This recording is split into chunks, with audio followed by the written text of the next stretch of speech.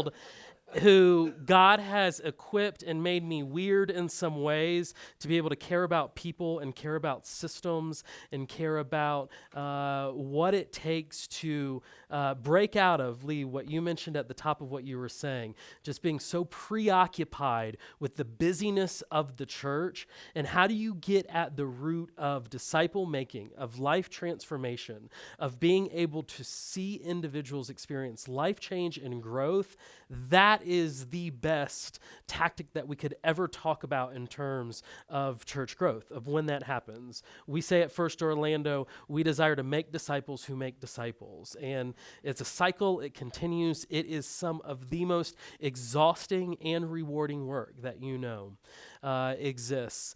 I came to Christ when I was 15 years old. A pretty girl whose locker was next door to mine at Hillsborough High School in Tampa invited me on the first Friday of the first week of school when I was a ninth grader to this thing called FCA. I'd never really been to church with my family. My mom and dad were just good people. They had morals, but didn't really expose us to anything church-related. And when Sarah Johnson invited me, I said, yes, of course, I'll go. Pretty girl was asking me to do something. I didn't know all these other 100 of kids would be there. But as I went and heard Coach Earl Garcia at that Friday start talking from Matthew 7, that many would say, Lord, Lord, and as those verses go on to say, I never knew you, I recognized that that was me. I thought that I was a Christian because I wasn't Jewish or Islamic, but I began to hear the truth from the gospel, and I think I'm one of the few people on earth who have perhaps heard the hope and the promise of Christ's love and who was actually just completely ticked off because I had never been told about that before.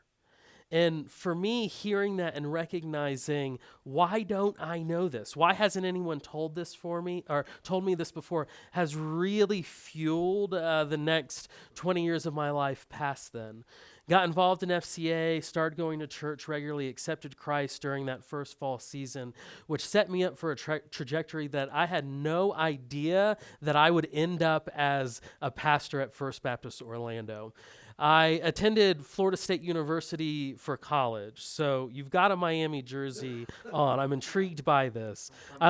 Okay, I like your coach, Mark Rick. He was at Florida State when I first got there. But in addition to the Florida Gators, the arch rivals. No. But I got invited my first week of college to something called the BCM by one person that I knew, the Baptist Collegiate Ministries. And it was there that I first met individuals and part of the programming and the support that the Southern Baptist Convention and the Florida Baptist Convention really provided, and got invited to a church that ended up being my college church that I stuck with still to this day, a 65-year-old youth pastor who's done that for the last 45 years, Larry Lawrence, was in Tallahassee at the time, invested in high school students and college students. His family adopted me and many others from a distance. He discipled me, and I began to experience what going to a church was like in hearing the truth of the gospel week in and week out, and being challenged and encouraged to grow in my faith, to share that, to really be set on a trajectory of the rest of my life being devoted to sharing that good news with others. I thought I was going to do that in the arena of education. I spent 10 years as a college professor, a couple of those teaching high school. I have a degree, a PhD that I earned in mathematics, which just makes me so weird, and that's usually the look on people's faces when I say I used to be a math professor. I loved it, though. I thought I was going to end up as the provost of a university. That's where I was going to be headed, began working in higher education administration throughout those 10 years. But in 2007 in Tallahassee, a friend of a friend invited me to breakfast and said, "Hey, I don't know you that much, but I know that you're a guy who likes spreadsheets. I hear you're like the dad of all the groups that we're a part of, who makes things happen. I'm thinking and praying about starting a church." And in early 2007, this was before kind of church planning was what I call sexy now. There weren't as many resources and structure, especially in the Florida Baptist Convention, for the spread of the gospel through church planning. Dean asked me if I would just pray and consider being a part of this group that was going to get together for a couple Bible studies to see where the Lord might be leading. I was a college student and then had transitioned just to adult life in Tallahassee, and met with a group of 24 people at the beginning of 2007, and we really began praying for what this would look like, what gathering of a new church plant would be in Tallahassee, and that completely and radically changed my life. I was the guy who is our launch team, which we named after the fact. We would have followed all the steps if we had known them in advance.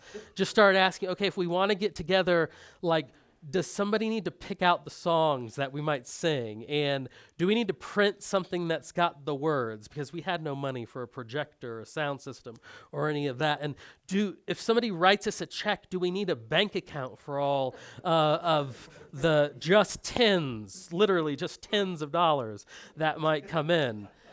And the responsibility of asking those type of questions and of falling into a number 2 role led to me in a bivocational setting for 5 years, serving as executive pastor of City Church in Tallahassee.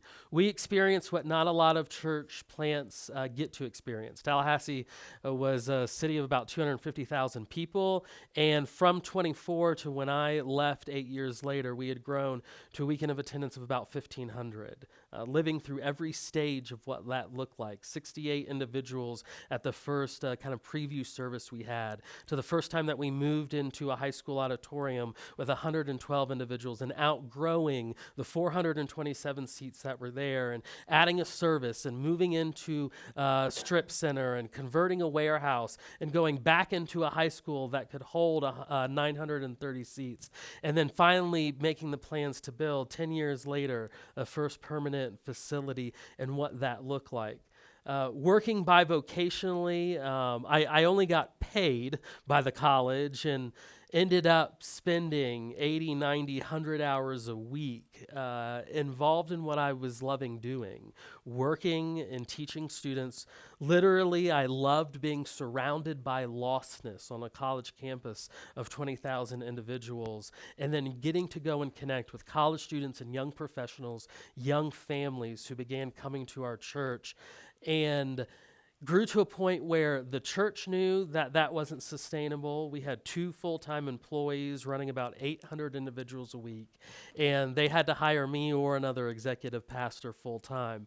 And taking those steps to what doesn't make sense, as you were talking about, but what God's called you to, everything in my life was set to be able to retire by the time I was 51 years old with a full pension, being completely rich in regards to that. A completely different environment, though. For 6 of the 8 years, we lived portable church lifestyle in Tallahassee, and now I'm at a place with 800,000 square feet of space to do ministry. And it's a completely different world and environment that most days I am just